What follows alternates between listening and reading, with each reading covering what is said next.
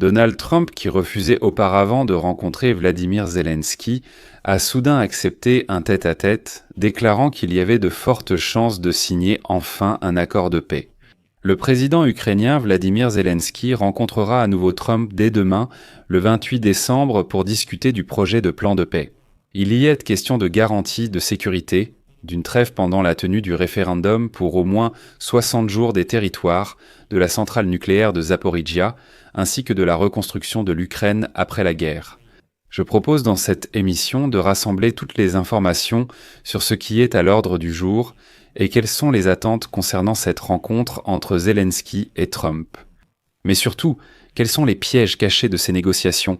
Qu'est-ce qui pourrait désagréablement surprendre les Ukrainiens et comment les Russes essaient-ils de faire échouer le processus de paix?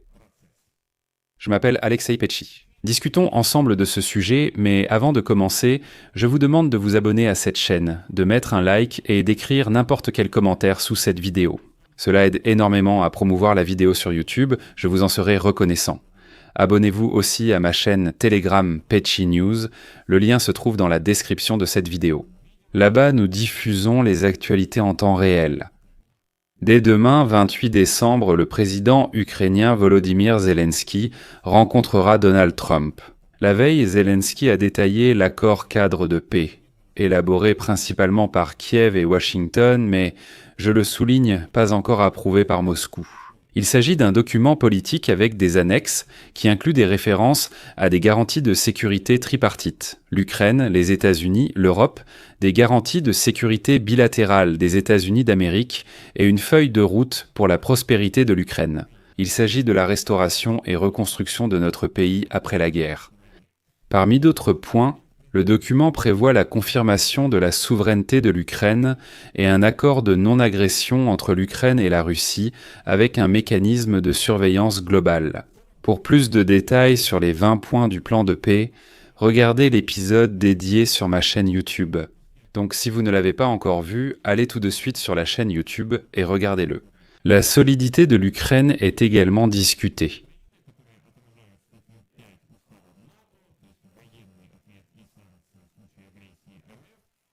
L'Europe, les garanties bilatérales des États-Unis d'Amérique.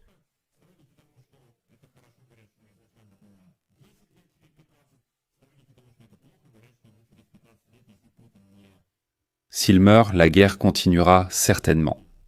De plus, le document doit fixer la voie de l'Ukraine vers l'Union européenne avec une date d'adhésion, un accès privilégié au marché européen et un paquet de développement global. Ce sont des fonds de reconstruction. Ce sont des investissements, et bien sûr c'est de l'argent pour la reconstruction, ainsi que l'échange de prisonniers, le retour des otages, et ainsi de suite. Cependant, dans le projet de plan de paix, il y a 2 points sur lesquels l'Ukraine et les États-Unis n'ont pas encore trouvé de position commune, le statut de la centrale nucléaire de Zaporijia et la question du territoire. Donald Trump refusait de rencontrer Volodymyr Zelensky, affirmant qu'il attendrait qu'un plan de paix soit prêt à signer.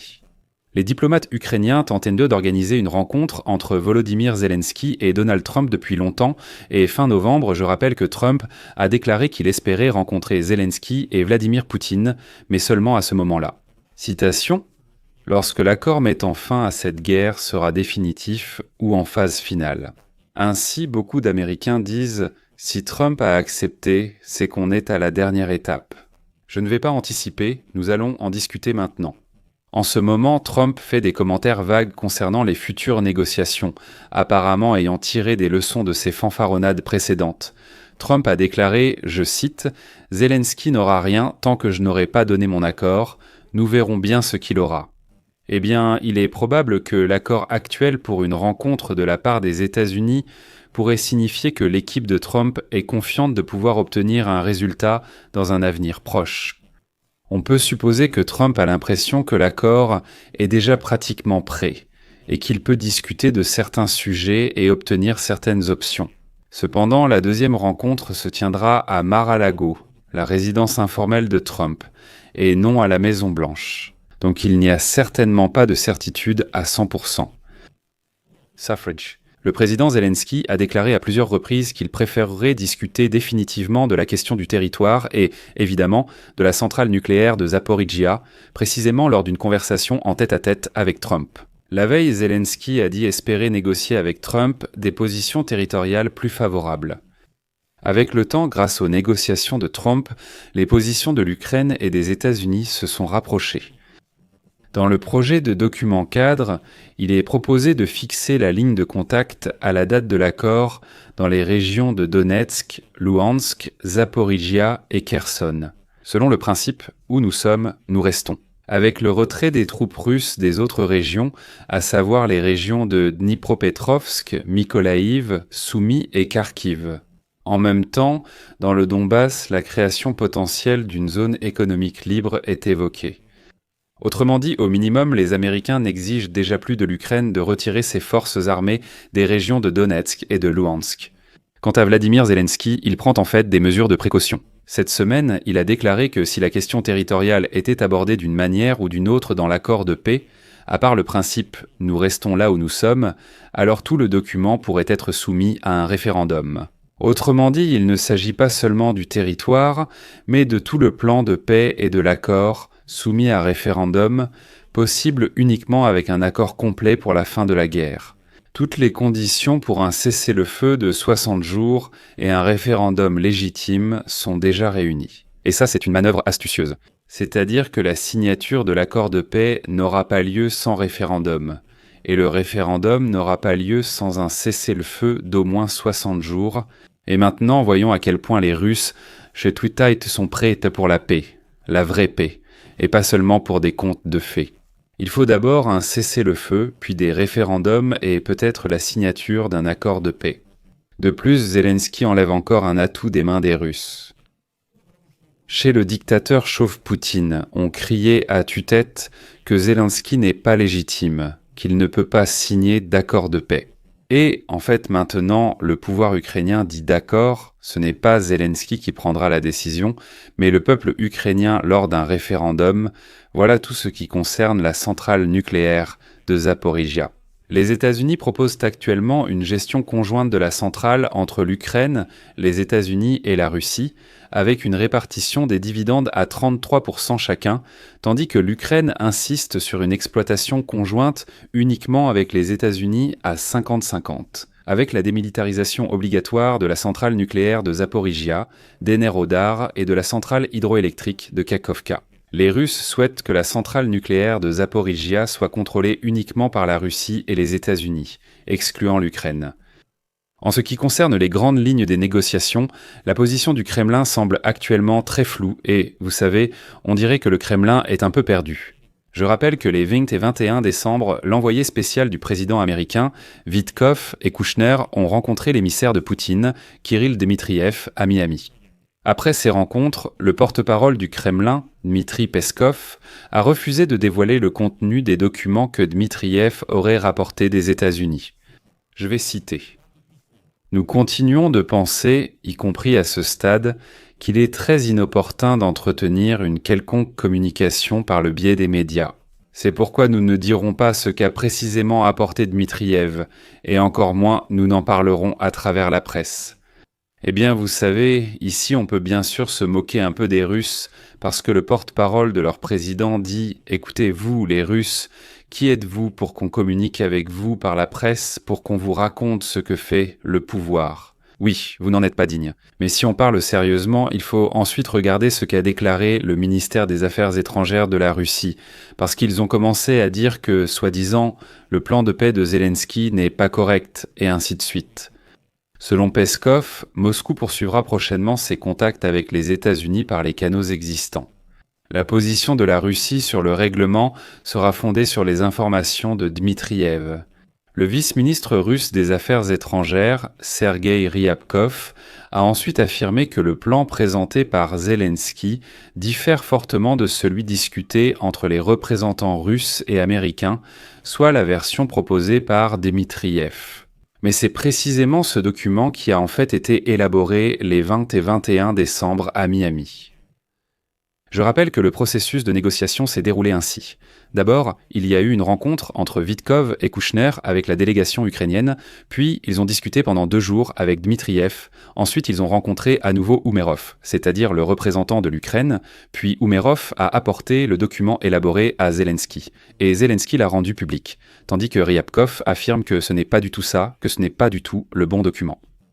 Et en général, il est très étrange que les Russes crient que Zelensky a présenté le mauvais plan de paix, alors qu'eux-mêmes insistent pour que rien ne soit discuté publiquement. Écoutez, si Zelensky a présenté le mauvais plan de paix et que Dmitriev a rapporté de Miami à Moscou quelque chose de différent, alors pourquoi Moscou ne montrerait-elle pas au monde entier justement cette autre chose ? Où est le problème ? Autrement dit, les Russes disent maintenant « Croyez-nous sur parole, nous continuons à discuter avec les Américains, comme ils le disent, dans l'esprit d'Ankara, d'un certain plan de paix à nous, mais nous ne vous dirons pas lequel. Et tout ce que vous voyez publiquement, ce n'est pas ça. Rien ne nous plaît, nous avons quelque chose à nous, mais nous ne vous dirons pas quoi. » Et voilà que le Kremlin a déjà déclaré que la réponse aux idées exposées dans le projet ukraino-américain d'accord cadre de paix, la Russie la donnera seulement après le Nouvel An. Voilà, c'est tout. Cependant, l'activité diplomatique de Kiev oblige déjà les Russes à envoyer des signaux via les médias sur leur volonté supposée de cesser le feu pour organiser un référendum en Ukraine. Selon Bloomberg, Moscou considère le plan de paix en 20 points, élaboré entre l'Ukraine et les États-Unis, comme un point de départ pour de futures négociations. Mais de toute évidence, le plan dans sa forme actuelle ne satisfait pas de nombreux caprices des agresseurs, mais les Russes ne peuvent pas non plus y renoncer. C'est pourquoi la Russie continue d'essayer de simuler son intérêt pour les négociations de paix, principalement afin d'éviter d'être accusée par les États-Unis d'avoir fait échouer les pourparlers. Et voici un point intéressant. La Russie ne veut pas simplement que les négociations se déroulent ouvertement. Je doute que la Russie fasse des concessions publiques. Cela ne correspond pas à leur méthode. Et puis les Ivans russes, sans bras ni jambes, ne comprendraient vraiment pas cela. Poutine est un voyou, il vit selon ses propres règles. Comment pourrait-il sortir et dire « Écoutez, nous, là-bas, oui, j'avais prévenu que ce serait dur, et finalement on a négocié, ce qui n'est pas vraiment conforme aux règles. » C'est pourquoi, bien sûr, personne ne dira rien publiquement aux troupeaux russes, donc ils vont toujours publiquement augmenter les enjeux. Voilà leur logique, qui sera toujours comme ça. Donc vous savez, ne vous lamentez pas quand vous entendez Ryabkov crier qu'ils ont rejeté le plan de paix. Néanmoins, dans ces conditions, le risque d'une pression accrue sur Zelensky et sur l'Ukraine en général augmente tout de même. Les Russes tentent sans cesse de surenchérir et, avant la rencontre Trump-Zelensky, murmurent à l'oreille de Trump pour saboter l'entretien. Mais maintenant, l'Europe a réussi à faire en sorte de ne pas laisser Zelensky seul face à Trump. Et ici je vais citer Zelensky. Nous nous connecterons en ligne et nos partenaires européens resteront en contact lors de nos discussions sur le parcours. Bien sûr, nous devons trouver prochainement un format où il n'y aura pas seulement l'Ukraine et l'Amérique, mais aussi une représentation de l'Europe. Lors des précédentes discussions entre Zelensky et Trump, je rappelle que ce sont les Européens qui ont en partie réduit les tensions. Mais personnellement, je ne m'attends pas à ce qu'après la rencontre entre Zelensky et Trump, nous voyions un plan de paix finalisé, déjà prêt à être signé. Non, l'Ukraine et les États-Unis peuvent progresser sur des questions bilatérales. Oui, il y aura maintenant une tentative de finaliser l'accord, mais je ne suis pas sûr qu'elle sera fructueuse. D'autant plus que, même si Kiev et Washington parviennent à trouver un terrain d'entente sur les points litigieux, cela ne résoudra pas le problème. L'obstacle fondamental à la paix est le refus obstiné de la Russie de mettre fin à cette guerre. L'Ukraine a réussi un coup de maître pour présenter les Russes sous un mauvais jour. Regardez, la Russie par la bouche d'eux. Peskov déclare que les négociations doivent rester secrètes, que personne ne les discutera publiquement, encore moins avec des Russes quelconques. Que fait Zelensky ? Zelensky insiste pour que sa rencontre de demain avec Trump soit publique, avec des caméras, des journalistes, des questions, un briefing et ainsi de suite.